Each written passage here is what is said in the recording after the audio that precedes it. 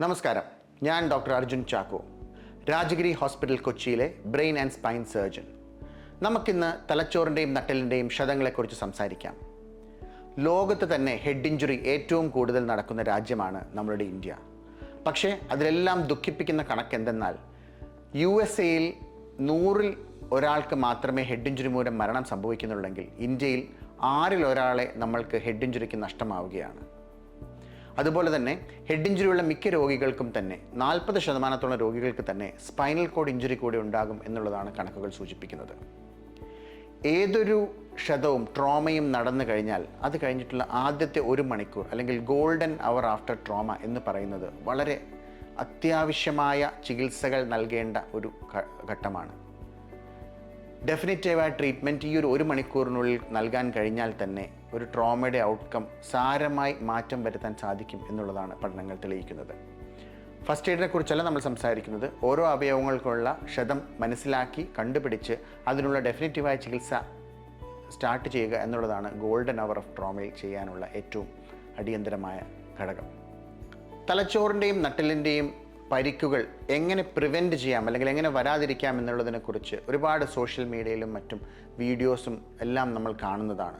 Helmet ധരിക്കുന്നത് മുതൽ പണിസ്ഥലത്ത് ശരിയായ പ്രിക്കോഷൻസ് സ്വീകരിക്കുന്നത് മുതൽ എല്ലാം തന്നെ റോഡിൽ നിയമങ്ങൾ പാലിക്കുന്നത് എല്ലാം തന്നെ ഇതിനെല്ലാം വളരെയധികം സഹായകരമാകും. എന്നാൽ പ്രിവെൻഷൻ ഒരു വശത്ത് നടക്കുമ്പോൾ തന്നെ ഹെഡ് ഇഞ്ചുറി അല്ലെങ്കിൽ സ്പൈനൽ ഇഞ്ചുറി സംഭവിച്ചാൽ ആദ്യമായി നമ്മൾ ചെയ്യേണ്ടത് എന്ത് എന്ന് നമ്മൾ പൊതുജനം എന്ന നിലയ്ക്ക് മനസ്സിലാക്കിയിരിക്കേണ്ടത് ഒരു ജീവൻ രക്ഷിക്കുന്നതിന് വളരെയധികം വിലപ്പെട്ട ഒരു വിവരമാവാൻ സാധ്യതയുണ്ട്.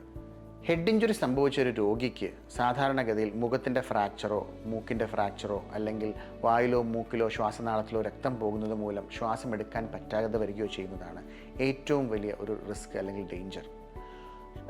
തലയ്ക്ക് പരിക്കേറ്റ ഒരു രോഗിയെ കണ്ടാൽ ഉടൻ തന്നെ ആദ്യമായി നമുക്ക് ചെയ്യാൻ സാധിക്കുന്നത് ഇങ്ങനെയുള്ള ഒരു അവസ്ഥയുണ്ടോ എന്ന് അല്ലെങ്കിൽ അവസ്ഥയില്ല എന്ന് ഉറപ്പുവരുത്തുക എന്നുള്ളതാണ്. അങ്ങനെയുള്ള മൂക്കിലോ വായിലോ ബ്ലീഡിംഗ് ഉള്ള പേഷ്യൻസിനെ സൈഡിലേക്ക് ചെരിച്ചു കിടത്തുകയോ വായിലോ മൂക്കിലോ എന്തെങ്കിലും തടസ്സങ്ങളുണ്ടെങ്കിൽ അത് സേഫായി മാറ്റാൻ പറ്റുന്ന രീതിയിലാണെങ്കിൽ അത് മാറ്റുകയും ശ്വാസം കഴിക്കാനായിട്ടുള്ള ഒരു സാഹചര്യം ഒരുക്കി കൊടുക്കുകയും ചെയ്യുക എന്നുള്ളതാണ് ഏറ്റവും ആദ്യം ചെയ്യാനുള്ളത്. ഒരു ട്രോമ കഴിഞ്ഞ അല്ലെങ്കിൽ ഒരു ക്ഷതം കഴിഞ്ഞ രോഗിയെ അങ്ങോട്ടും ഇങ്ങോട്ടും നീക്കുന്നത് വളരെ കെയർഫുള്ളായിട്ട് മാത്രം ചെയ്യേണ്ട ഒരു കാര്യമാണ്. പ്രത്യേകിച്ച് സ്പൈനൽ കോഡ് ഇഞ്ചുറി വന്ന ഒരു പേഷ്യൻറ്റിനെ പലപ്പോഴും ഹോസ്പിറ്റലിലേക്ക് കൊണ്ടുപോകുന്ന മാർഗത്തിൽ അല്ലെങ്കിൽ കൊണ്ടുപോകുന്ന രീതിയിലാണ് ആദ്യം പറ്റിയ ക്ഷതത്തേക്കാൾ കൂടുതൽ ഡാമേജ് പറ്റുക എന്നുള്ളതാണ് പലപ്പോഴും നമ്മൾ കാണുന്ന ഒരു ദുഃഖസത്യം. കഴുത്തിൻ്റെയോ നട്ടലിനെയോ പരിക്കുള്ള പേഷ്യൻറ്റിനെ ചുരുട്ടി കൂട്ടി ഒരു ഓട്ടോയിൽ കയറ്റി എത്രയും പെട്ടെന്ന് എത്തിക്കാൻ ശ്രമിക്കാതെ നട്ടിൽ മടങ്ങാതെ നട്ടിൽ അനങ്ങാതെ തന്നെ ട്രാൻസ്പോർട്ട് ചെയ്യാനായിട്ടുള്ള ശ്രമം നടത്തുക എന്നുള്ളതാണ് കൈക്കും കാലിനും ബലക്ഷയം വരാതിരിക്കാനും സ്പൈനൽ കോഡ് ഇഞ്ചുറി മൂലമുള്ള മരണം സംഭവിക്കാതിരിക്കാനുമുള്ള ഏറ്റവും അത്യന്താപേക്ഷിതമായ ഘടകം. പലപ്പോഴും ഇതുപോലുള്ള കോംപ്ലക്സ് ട്രോമ സംഭവിച്ച പേഷ്യൻസ് വയറിനാവട്ടെ, തലച്ചോറിനാവട്ടെ, സ്പൈനൽ കോഡിനാവട്ടെ, നെഞ്ചുംകൂടിനാവട്ടെ, മറ്റ് ഇൻ്റേണൽ ഓർഗൻസിനാവട്ടെ, ഇതുപോലുള്ള സീരിയസ് ആയ ട്രോമ സംഭവിച്ച പേഷ്യൻസിനെ പലപ്പോഴും അതിന് സജ്ജമായ ട്രോമ കെയർ സെൻറ്ററുകളിലേക്ക് എത്തിക്കുക എന്നുള്ളത് അത്യന്താപേക്ഷിതമാണ്. കാരണം പരിപൂർണമായ ഒരു അസസ്മെൻറ്റും കംപ്ലീറ്റ് ആയിട്ടുള്ള ഡയഗ്നോസിസും മാത്രമാണ് ഒരു ജീവൻ രക്ഷിക്കാൻ നമ്മളെ സഹായിക്കുന്നത്. ഒരു പക്ഷേ തലച്ചോറിന് ഏറ്റ ക്ഷതം മാത്രം കണ്ട് അല്ലെങ്കിൽ അത് മാത്രം ഡയഗ്നോസ് ചെയ്ത് നമ്മൾ വയറിനകത്തുള്ളൊരു ബ്ലീഡിങ് മിസ്സായാൽ അല്ലെങ്കിൽ ചെസ്റ്റിനകത്തൊരു ബ്ലീഡിങ് മിസ്സായി കഴിഞ്ഞാൽ ഒരു പക്ഷേ അതുമൂലമായിരിക്കാം പേഷ്യൻറ്റിൻ്റെ ജീവൻ നമുക്ക് നഷ്ടമാകുന്നത്.